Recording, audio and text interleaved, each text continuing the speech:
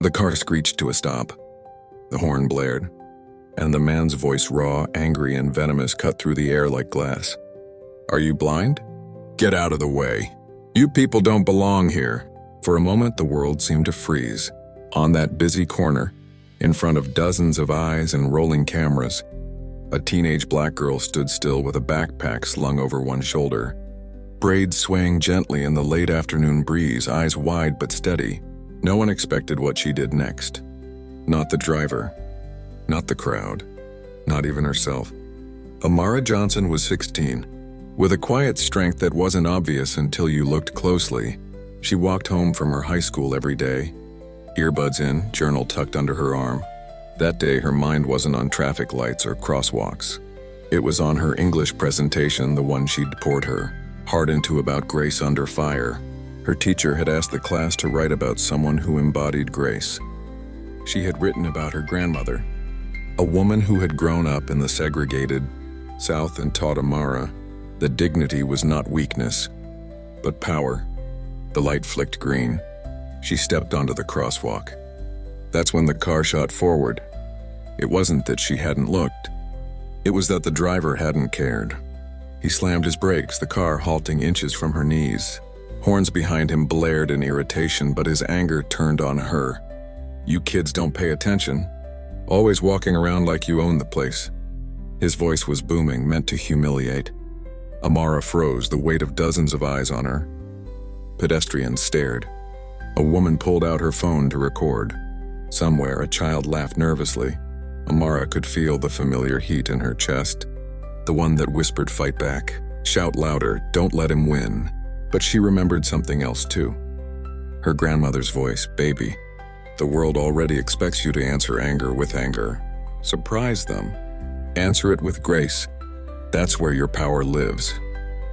The driver, a middle-aged man with thinning hair and a pressed business shirt, leaned out of his car window. His face was flushed, veins pulsing at his temple. "You hear me? I'm talking to you. You people think you can just..." He stopped mid-sentence, suddenly aware of the phones now pointed at him. But the anger didn't leave his eyes. Amara could have shouted back. She could have called him reckless, disrespectful, maybe even worse. She could have humiliated him in front of the same cameras that were ready to devour every word. Instead, she did something unexpected. She stepped closer to the car. Not with aggression, not with fear, but with calm. Her voice, when she finally spoke, was soft but carried through the street. "Sir, are you all right? You seem upset. I hope nothing bad happened to you today." The crowd fell silent. The man blinked, confusion flickering across his face. Her words weren't sarcastic. They weren't barbed. They carried genuine concern, as if she hadn't nearly been hit by his car, as if she hadn't just been publicly berated. Amara leaned slightly, her hand resting gently on her backpack strap. "I know traffic can be stressful, but please don't let it steal your peace. I don't want you to get home angry. That can hurt more than it helps." The man stared at her as if she had spoken in a language he didn't understand. His mouth opened, then closed. Behind them, someone whispered, "Wow." Another voice, "Did she really just..." The recording phones caught every second. The driver swallowed hard, his grip tightening on the steering wheel. For the first time, doubt crept into his expression. He looked less like a man in control, more like a man caught in the act of being smaller than he wanted to be. Amara gave a small nod, not a bow, not submission, but something quieter, stronger. "I hope your day gets better, sir." Then she walked away, crossing the street as if nothing had happened. That moment could have ended there, but it didn't. By the time Amara got home, the video was already online. "Black teen responds to rage with grace" became the caption under dozens of uploads. Within hours, it spread beyond her city. By nightfall, it was on national news. Comment sections flooded with disbelief and admiration. "This girl has more maturity at 16 than most adults I know." That's power. Pure power. Her grandmother must be proud. But not everyone praised her. Some voices were harsher. She should have yelled back. "Grace won't fix racism. This is weakness dressed up as virtue." Amara read the comments in silence. Her friends sent her links, laughing, cheering her on, but she wasn't sure how she felt. Her grandmother found her sitting by the window, staring out at the streetlights. "You did right, baby," she said softly, sitting beside her. "The world's full of noise. You gave it music instead." Amara leaned into her grandmother's shoulder. Tears she hadn't let herself cry finally falling. But what if they're right? What if Grace just lets them get away with it? Her grandmother smiled, stroking her hair. "Grace doesn't excuse people. Grace reveals them." That man showed who he was. "You showed who you are."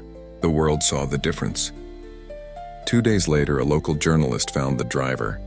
His name was Richard Hale, a financial consultant. Married, 2 kids, no criminal record. When reporters asked about the video, his first reaction was denial. "People are exaggerating. I wasn't that angry. The media's making it bigger than it was."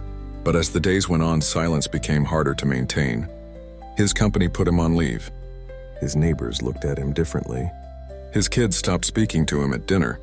Late one night, Richard sat in his car rewatching the video. The girl's words echoed in the quiet. "I hope nothing bad happened to you today. Don't let it steal your peace." He realized then he hadn't been angry at her. Not really. He'd been angry at everything else. The bills are piling up. His failing marriage. The gnawing emptiness he couldn't name. She had just been the nearest target. But she had answered him not with what he deserved, but with what he needed. For the first time in years, Richard cried. Weeks later, Amara was invited to speak at a youth event on leadership. She was nervous, clutching the edges of her note cards. When the organizer whispered to her, "There's someone here who asked to listen." When she stepped onto the stage, she saw Richard Hale sitting in the back row. Her chest tightened. Her hands trembled. But then she remembered her grandmother's words. Grace reveals people. After her speech, Richard approached slowly, shoulders slumped, eyes red. "I don't know if you'll ever forgive me," he said, voice breaking. "But I needed to thank you. You didn't just stop me that day. You saved me from myself." Amara studied him for a long moment. Then she extended her hand. "I forgive you," she said simply. It wasn't a performance. It wasn't for the cameras. It was a choice. And in that moment, the man who had once yelled at her began to weep openly, the weight of his shame finally collapsing under the gentleness of her grace. Years later, Amara would tell that story herself at universities, at conferences, even in books. She didn't frame herself as a hero. She didn't frame Richard as a villain. Instead, she framed the story as proof. Proof that anger can wound, but grace can heal.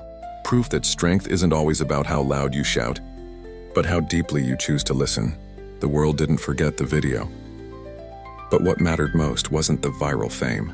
It was the quiet legacy she built, one choice at a time, to answer darkness not with darkness but with light. That day at the crosswalk could have been just another ugly moment, swallowed by the endless churn of conflict. Instead, because of one teenage girl who remembered her grandmother's lesson, it became something else entirely. A reminder that even when the world yells at you, even when anger tries to reduce you, the most unbelievable power you can wield is grace. And that's how a moment that could have ended in anger turned into a lesson the whole world needed to see. Amara's choice to respond with grace didn't just silence a raging driver. It revealed the strength of character that no insult, no stereotype, no anger could ever take away. It proved that true power doesn't always come from shouting the loudest. Sometimes it comes from standing calm in the storm. Remember this when the world yells at you. When people try to break your spirit, the most unbelievable response you can give is grace. Before you go, kindly hit the like button, subscribe, and turn on your notification bell so you never miss real stories that reveal the darkest truths and the brightest acts of courage.